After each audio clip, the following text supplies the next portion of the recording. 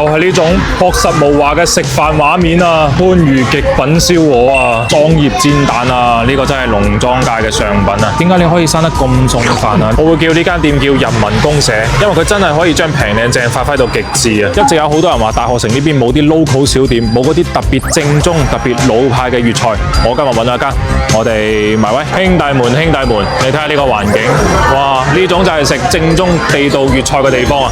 哇！你睇下呢啲餸啲 size，好勁啊！老細，呢個係咪你哋嗰個限定菜牌啊？每日都唔同嘅呢個。呢個泥蝦係咪實質都係嗰個土蝦嚟㗎？即係屬於一種蝦春係咪？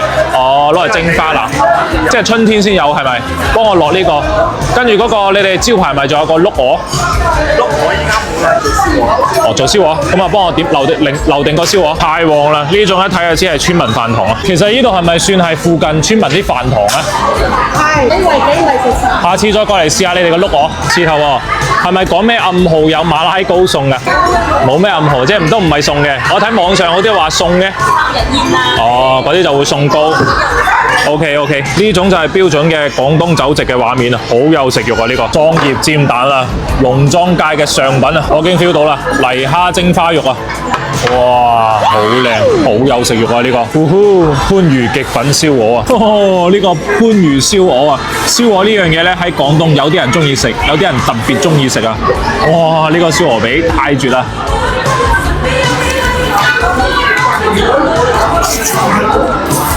哇，唔想講嘢，幾多啖？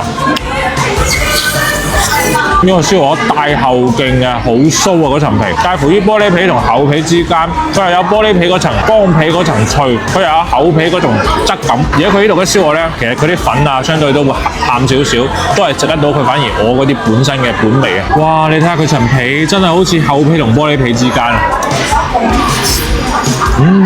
有薯片咁樣嘅脆，跟住又有厚皮嗰種入味入汁嗰種感覺。你睇下呢個鵝髀肉，鵝味嘅蛋白質啊！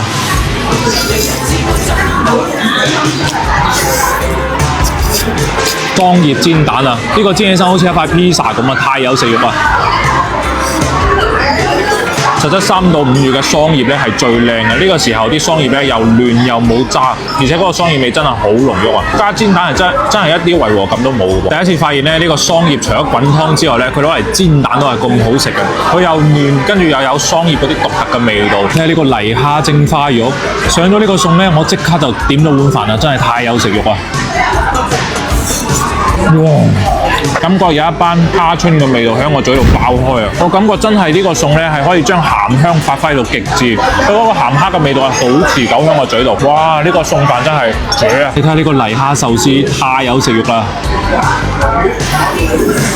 呢個仲有海嘅味道啊！講真係有海嘅味道，好鮮啊！呢個佢啲飯、佢啲肉同埋佢啲本身鹹蝦嗰啲味道好持久啊！我覺得食咗呢個餸之後咧，後邊食所有嘢咧都係帶少少嗰啲海洋嘅味道、鹹蝦嘅味道，總之太勁啦！佢呢個食剩嘅泥蝦攞翻去炒通菜、炒成啊，絕對都係一流啊！哇！呢個豆腐啲份量真係好感人啊！佢呢個中間咧仲有啲金針菇同埋啲豆角啊！